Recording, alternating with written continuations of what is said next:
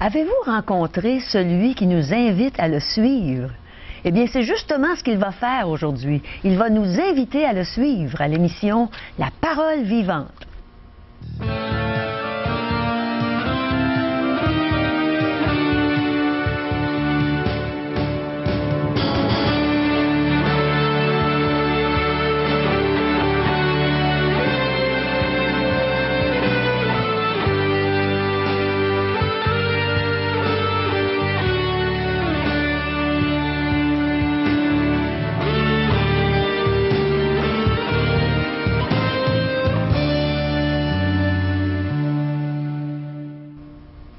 Bonjour nos chers amis, bienvenue à l'émission La Parole vivante. On va avoir une belle émission à vous présenter. Je suis ici encore aujourd'hui avec le pasteur Régent Joly, notre ami qui est là toujours fidèle au poste et il va partager l'Évangile avec nous naturellement. Il va nous parler de celui qui nous invite à le suivre et on va avoir un beau chant chanté par Richard Ouellette.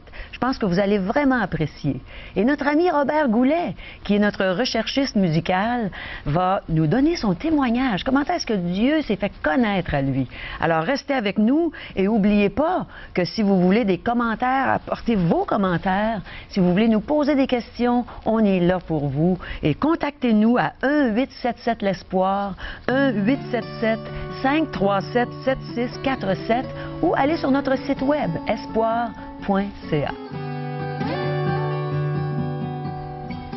Mes amis, il y a quelqu'un qui m'a invité à le suivre un jour, il y a déjà 29 ans.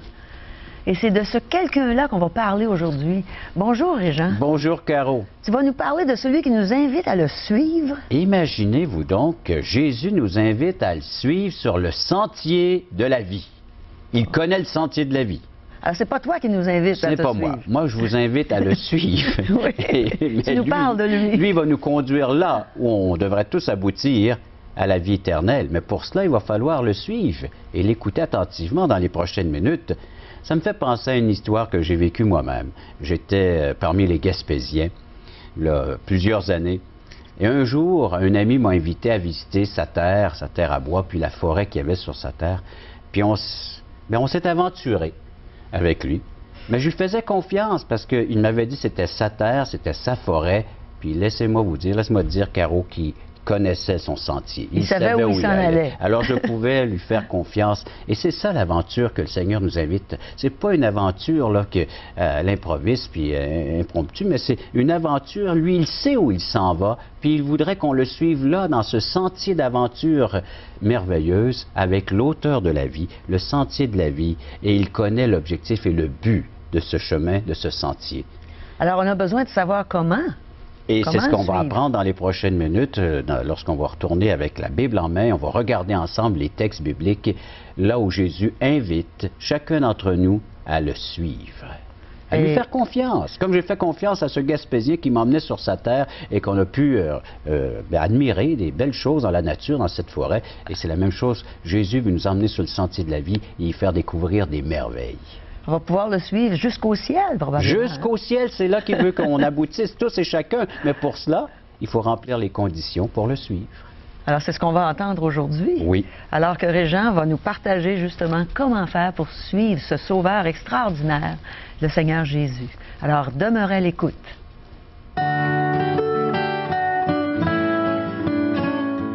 Il y a plusieurs années, quand j'étais dans le domaine artistique, j'avais un chef d'orchestre. C'était un guitariste excellent nommé Robert Goulet.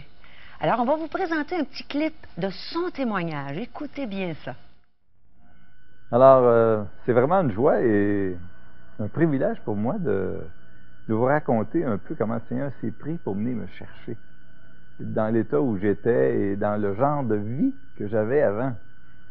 Pour ma part, j'étais un Montréalais, pur laine. J'ai été élevé dans une famille religieuse non pratiquante, si vous voulez. Et vers l'âge de 14 ans, j'avais une petite amie. Et cette amie-là, elle venait de la Gaspésie. Et comme vous savez, les petites Gaspésiennes, ça joue de l'accordéon piton, du violon, de la guitare, de la musique à bouche, de la ruine babine, etc., etc. Et là, elle m'a enseigné quelques accords. Et pour moi, ça a été le coup de foudre avec la musique. Ce moment-là, lorsque j'avais 14 ans, a complètement bouleversé, changé ma vie. dans ma tête, je voulais devenir un musicien. Alors, j'ai commencé à pratiquer, faire des concours d'amateurs et apprendre des chansons et pratique, ce qui m'a amené à faire partie de groupes. Et ensuite, ça m'a amené à accompagner des artistes un peu partout, dont Caro. C'était une des filles que j'ai accompagnées pendant 7-8 ans. Et puis, d'autres artistes aussi. Et puis, j'ai même été vivre à New York pendant un certain temps en tant que musicien avec un groupe. Et puis, mais toujours en faisant ce genre de travail-là, j'avais un vide intérieur qui m'a amené à faire des recherches. Je lisais toutes sortes de choses qui parlaient de religion ou de spiritualité, si vous voulez. J'ai même adopté, à un certain moment donné, j'avais entendu parler d'avoir un esprit saint dans un corps saint, donc j'ai commencé à bien m'alimenter. Mais ça ne remplissait pas ce qu'il y avait dans mon cœur, ce désir, cette faim, cette soif de vérité. Et à un certain moment donné, il y a quelqu'un qui vendait des grosses Bibles dans un bar, des Bibles volées, je crois. Et puis, un de mes copains en avait acheté une qu'il ne lisait pas. Et moi, je l'ai acheté, cette Bible-là. Je lui ai demandé de ma vendre. Alors, pour moi, la première Bible que j'ai eue était une Bible volée et recelée. Mais vous savez, elle a la même puissance, cette parole de Dieu-là. Alors, en la lisant, ça travaillait mon cœur, etc., etc. Et c'est en 76 qu'une amie m'a parlé de Jésus-Christ comme aucun religieux m'en avait parlé avant. Et le lendemain, je me rappelle, j'étais avec ma Bible, ma cigarette au bec, mon petit cognac dans le coin, et là, je témoignais, il faut que vous changez de vie. On avait un repas familial, sans ça, vous allez aller en enfer, etc., etc. Alors, ils doivent m'avoir trouvé très fatigant. Et c'est alors que peut-être vers les 3 heures de l'après-midi, c'est comme si le Seigneur m'aurait touché, m'a touché mon cœur. J'ai été à la salle de toilette, je me suis mis à genoux et j'ai dit, Seigneur, aux yeux du monde, je suis un musicien qui est réussi, mais à tes yeux, je suis une perte totale. Viens dans mon cœur, pardonne mes péchés, j'ai besoin que tu changes ma vie n'a pas de sens. Et il l'a fait à ce moment-là, j'ai reçu la paix que seul Dieu peut donner, une paix qui surpasse toute intelligence. Et à partir de ce moment-là, ma vie a été complètement changée. Et pour le restant de mes jours, les dons, les talents, les habiletés que Dieu m'a donnés, je veux les mettre à son service. Et je veux raconter, partager ce que Jésus a fait dans ma vie à quiconque a des oreilles pour entendre, à quiconque veut bien m'écouter et à quiconque le Seigneur mettra sur mon chemin. Alors, c'est ce qui s'est passé pour moi dans ma vie. C'était en 76, ça fait déjà 28 ans. Alors, c'est tout un privilège de pouvoir partager la bonne parole de Dieu. Maintenant, j'ai un groupe gospel. Nous pratiquons, nous faisons des concerts gospel. Nous allons même aller en Europe cette année, à Toulouse, en France. Et nous allons aller aussi à Liège, en Belgique, avec une équipe, une bonne équipe. Et nous allons chanter les louanges du Seigneur à tous ces gens-là qui vont bien vouloir venir nous entendre. Alors, le groupe s'appelle Vent d'espoir. Alors, j'espère avoir l'occasion de parler avec vous un jour, de vous rencontrer lors que nous aurons un concert dans votre région. Merci.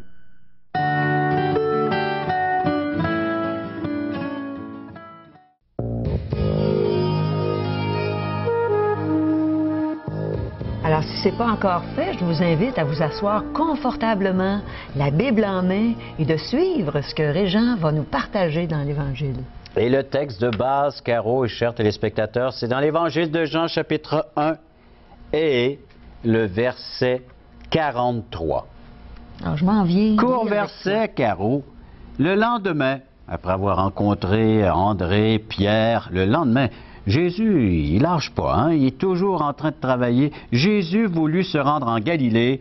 Il rencontra Philippe et lui dit, « Suis-moi. » C'est court, hein? Comment est-ce qu'on fait pour suivre Jésus? Bien, on a quand même le premier exemple ici, c'est d'être à l'écoute de la voix VOIX, hein, pour suivre la VOIE de Jésus, la voix. Il faut entendre sa voix. Il faut entendre sa voix, il faut entendre un appel, une invitation. Il dit à Philippe, « Suis-moi ». Avez-vous déjà entendu Jésus vous appeler, vous interpeller, vouloir le suivre comme ça dans son chemin, dans son sentier de la vie qui mène votre vie présentement? Mais Régent, comment est-ce qu'on peut entendre la voix de Jésus aujourd'hui? En prenant la Bible et en la lisant, puis en la méditant, puis en écoutant Parole vivante, puis en écoutant les émissions qui nous emmènent Jésus-Christ comme étant le Sauveur, le Dieu fait chair. On peut l'entendre. Aujourd'hui, il vous parle. Il vous invite personnellement, par l'intermédiaire de ses servantes, ses serviteurs, par ceux et celles qui le connaissent intimement, et il vous lance cette invitation, vous aussi maintenant, de le suivre à son tour. Et j'étais là, est-ce que Dieu vous a déjà interpellé, vous a déjà appelé? Qui dirige votre vie présentement? C'est la grande question. Est-ce que vous seriez prêt à faire confiance à Jésus pour qu'il devienne celui qui guide votre vie?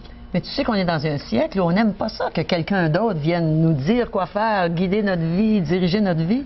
Alors comment est-ce qu'on peut avoir confiance? Lorsqu'on est perdu, Caro, on aimerait bien que quelqu'un vienne nous sortir. Hein? Okay, là, si je suis perdu dans la forêt ou si je suis perdu, supposons, on se promène en ville, là. Puis là, on se perd. Justement, je me perds souvent. Bon, quelqu'un qui est sauvé, je suis souvent alors, un bel exemple, hein? On se perd en ville. Que faisons-nous? Et on cherche des points de repère, puis on va aller voir des gens qui s'y connaissent, dire comment fait-on pour se rendre à telle destination? Hein? Ouais. Et là, les gens vont nous renseigner parce qu'ils connaissent leur ville, ils connaissent l'endroit. Comment faire pour aller au ciel? À qui s'adresser? À qui faire confiance? Ben, Jésus a dit, moi, bien lisons ensemble, Jean 14,6. Jean 14,6. Pourquoi faire confiance à Jésus? Dans Jean 14,6, court verset encore une fois, rapporté par l'évangéliste Jean, Jésus dit, « Je suis le chemin, la vérité et la vie. Nul ne vient au Père que par moi. » C'est pas une confiance aveugle qu'il demande, mais une confiance avec la foi, la confiance que oui, il peut m'emmener, il peut me conduire, il peut me guider jusque dans la présence du Père, de Dieu. Il est le chemin. Puis quelle sorte de chemin? Qu'est-ce qu'il veut dire par le chemin? Je te raconte une autre histoire, je vous raconte une autre histoire. Un jour, il y a un missionnaire qui a un appel d'aller porter l'Évangile à ceux qui vivent dans la brousse. Une petite tribu qui était... On ne sait même pas trop où est-ce qu'elle se trouvait. Mais voilà qu'il arrive à l'aéroport et là, on lui envoie un indigène qui va le conduire, ce missionnaire, jusqu'à la tribu où il doit apporter le message de la bonne nouvelle. Mais là, tous les deux, ils rentrent dans la brousse, puis il est là, puis il coupe les branches, puis... Mais là, à un moment donné, après 15-20 minutes, le missionnaire dit « Mais où est le chemin? Où est le sentier? » Et là, l'indigène lui dit « Je suis le chemin, suis-moi. » Il fallait qu'il suive l'indigène, je comprends. Et c'est exactement ce que Jésus dit. Des fois, on ne saisit pas toute la portée de son geste, de son acte, pourquoi il est venu sur la terre, mais il est venu nous chercher dans un moment de perdition. On ne sait pas comment trouver Dieu, on le cherche. Est-ce que c'est pour ça que les gens souffrent? Parce que moi, je n'étais pas portée, moi, à chercher tant que je n'ai pas souffert. Est-ce que c'est souvent, parce que la souffrance, elle nous rend sensibles à sa voix. Elle nous rend sensibles à ce que Dieu est en train de faire dans notre vie. Ah, oui. La souffrance devient, oui, un panneau indicateur. C'est pas la souffrance en tant que telle qui va nous conduire, mais elle est en train de nous sensibiliser à ce que Dieu est en train de faire dans notre vie. Et son intervention. Et une de ses grandes interventions, c'est d'avoir pris cette forme humaine en la personne de Jésus pour venir nous présenter le chemin étant lui-même le chemin. Il y a un verset que j'ai déjà utilisé, puis j'aimerais le relire dans cette émission, c'est dans Hébreux, c'est chapitre 10, encore une fois. Le chemin, oui, pour s'arrêter là-dessus. Hébreux, chapitre 10. Ainsi donc, frères, nous avons au moyen du sang de Jésus une libre entrée dans le sanctuaire, c'est-à-dire dans la présence de Dieu, par la route nouvelle et vivante qu'il a inaugurée pour nous au travers du voile, c'est-à-dire de sa chair, et nous avons un souverain sacrificateur établi sur la maison de Dieu. Ça veut dire qu'il faut qu'on croit que c'est lui qui a vraiment fait tout ça pour emprunter le chemin qui est lui-même. Exact. Alors, où devons-nous nous rendre afin de pouvoir établir ce contact avec Dieu, avec Jésus-Christ, pour qu'il puisse nous conduire jusque dans la présence du Père? Est-ce qu'il faut aller quelque part? Le lieu de rencontre. Il y a un lieu de rencontre. Ah! Jésus vient nous rencontrer et il nous invite à aller là où ce chemin a été inauguré Avez-vous remarqué le texte dans Hébreux chapitre 10? Il parle de sa crucifixion, il parle de la croix, de sa chair qui était meurtrie. Et c'est là qu'il y a eu l'inauguration de ce chemin qui mène au Père. C'est son œuvre, c'est sa personne. Un chemin qui a été battu, qui a été préparé pour nous à l'avance. C'est le plan merveilleux de Dieu. Si tu veux aller au ciel, emprunte le seul chemin qui mène vers moi, c'est Jésus. Et était inauguré ce chemin par cette croix. Alors c'est à la croix que je dois rencontrer premièrement le Seigneur Jésus-Christ. C'est là qu'il m'invite à le rencontrer personnellement. Pourquoi la croix? Pourquoi? Comment est-ce qu'on peut aller à la croix? Parce que tous les accès sont fermés. On ne peut s'y rendre. La Bible nous dit que chacun suit sa propre voie et ces chemins nous mènent dans des chemins tortueux, de plus en plus nous éloigner de Dieu. Mais si on emprunte, on se repent, donc on tourne de bord de ces chemins-là pour venir vers le seul chemin qui nous est indiqué en toutes lettres dans les Saintes Écritures. Qu'est-ce que Jésus, ça veut dire, se repentir, tourner, faire demi-tour. Okay. Demi-tour. Alors je m'aperçois que je m'éloignais de mon but. Par rapport puis je au reviens. péché ou oui, pas? je m'aperçois que je suis rendu en Gaspésie, je voulais arrêter à Rivière-du-Loup, alors donc il faut que je revienne. Et c'est la même chose. Je remonte le fleuve. Alors là, je m'aperçois que j'étais pas du tout sur le bon chemin qui m'emmenait à la vie éternelle, qui m'emmenait à la présence de Dieu. Je dois emprunter le chemin maintenant. Alors je dois le confesser, je dis oui, j'étais sur un chemin qui m'égarait de plus en plus. C'est par et rapport maintenant au péché j'accepte ou... le péché. Okay. Le péché qui me fait vivre d'illusions, qui me fait vivre, qui me trompe. C'est le mensonge, l'erreur qui me dit, regarde, tu es sur une bonne voie, tu es correct comme ça, reste tel quel. Mais Jésus-Christ, regardez dans Jean, chapitre 8, verset 12. Un chemin, comme je vous dis, que c'est pas un chemin qu'on suit aveuglement. Dans Jean 8, 12, Jésus leur parlait de nouveau, il dit, « Je suis la lumière du monde. Celui qui me suit ne marchera pas dans les ténèbres. » Alors ça, c'est d'être dans l'ignorance, de vivre dans le péché, mais il aura la lumière de la vie. Suivre Jésus, c'est suivre la lumière de la vie. C'est suivre une direction, besoin d'être éclairé. Vous savez que quand on se promène la nuit sur nos belles routes du Québec, on a... En tout cas, moi, je suis content de voir qu'il peut y avoir des lampadaires, puis ces lumières qui m'indiquent que je vois le chemin, déjà les phares de mon automobile, mais de voir aussi que ces lumières qui peuvent m'indiquer le chemin. On voit ça à vol d'avion, hein? On voit toutes ces autoroutes, ces belles routes, puis on voit ces lumières qui sont là. C'est tous des chemins, c'est ça. Et Jésus-Christ dit, je suis cette lumière.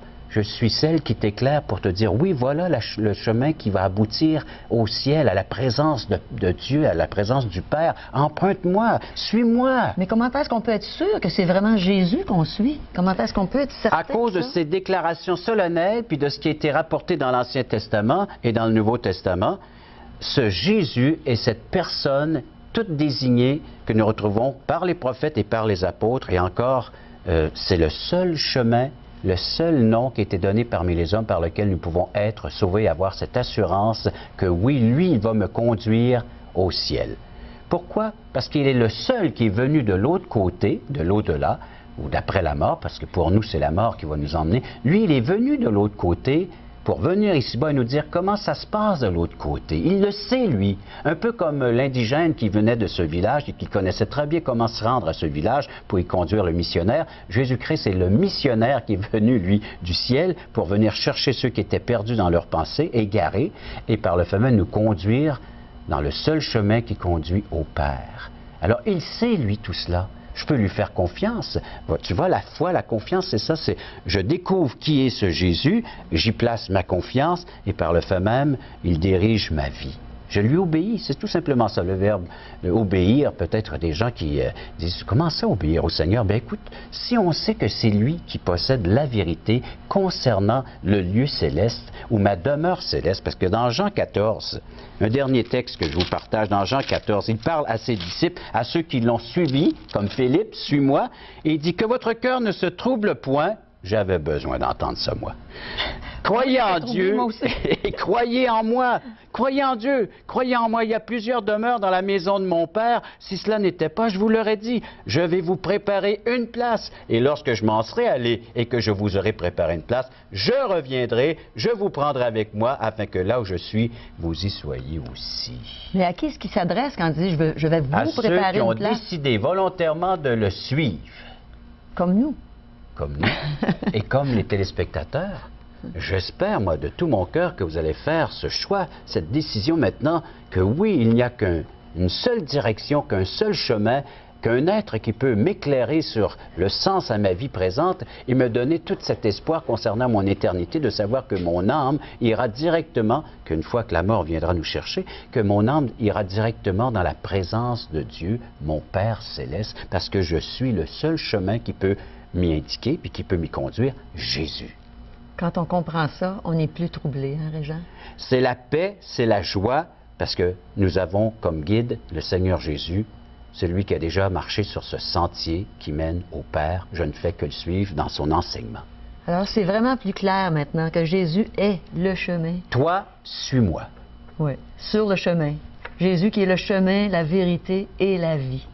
Alors, méditons sur ce beau message, ce Jésus merveilleux qu'on peut suivre, et écoutons un beau chant de Richard Ouellet.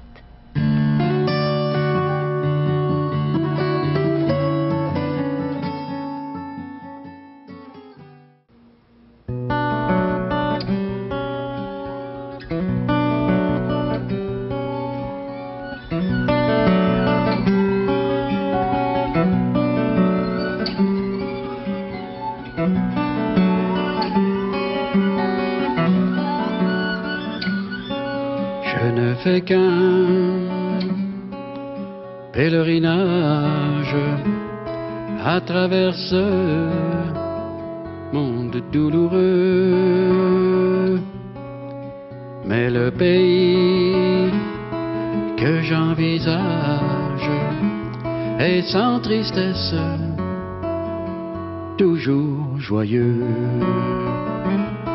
Oui, j'irai là pour voir mon Père. Mon long voyage sera terminé. Je passerai la grande rivière. À l'autre bord, je passerai.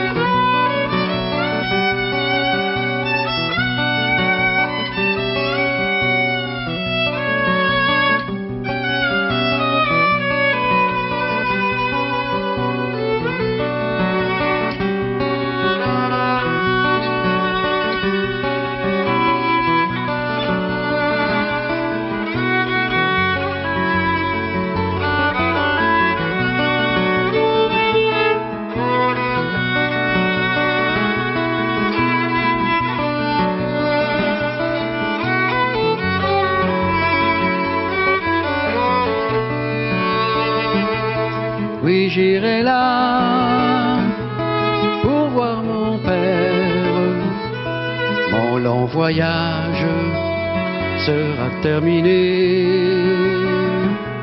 Je passerai la grande rivière. À l'autre bord, je passerai.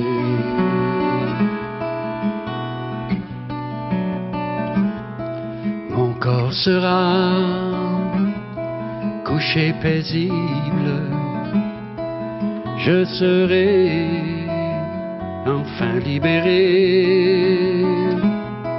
Je lâcherai ma croix pénible, une couronne me sera donnée. Oui, j'irai là pour voir le juste à jamais chanter ses bontés. Je passerai la grande rivière. À l'autre bord, je passerai.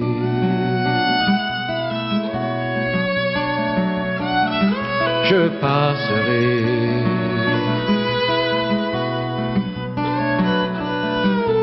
Je passerai.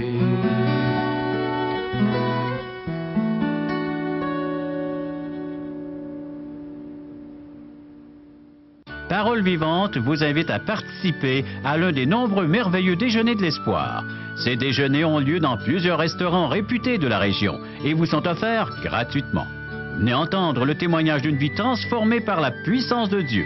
Pour connaître les détails concernant l'endroit, la date et l'heure pour votre région, composez le 1-877-537-7647 ou notre site web www.espoir.ca.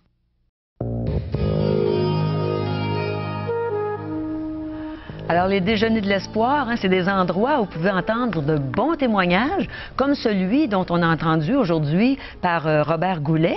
Alors, vous entendez des témoignages comme ça quand vous allez dans le déjeuner de l'espoir, un petit peu plus détaillés, parce qu'on a plus de temps dans les déjeuners. Et aujourd'hui encore, Régent, je pense qu'on a un peu de littérature. On offre Questions fondamentales de J. Blanchard, ainsi qu'Aujourd'hui l'espoir, c'est Jésus seul, un résumé de ce merveilleux message qu'on retrouve dans la Bible. Lorsqu'on part en croisière, est-ce qu'on va lire tous les appareils qu'il y a? On fait confiance au capitaine. Lorsqu'on est dans l'avion, la même chose, on part en paix, en sécurité, on fait confiance au pilote. Mais lorsque je suis dans cette vie, je fais confiance à l'auteur de la vie, à mon capitaine, à mon pilote, qui est le Seigneur Jésus. Il nous conduit sûrement. À bon Il port. nous amène à bon port, justement. C'est merveilleux.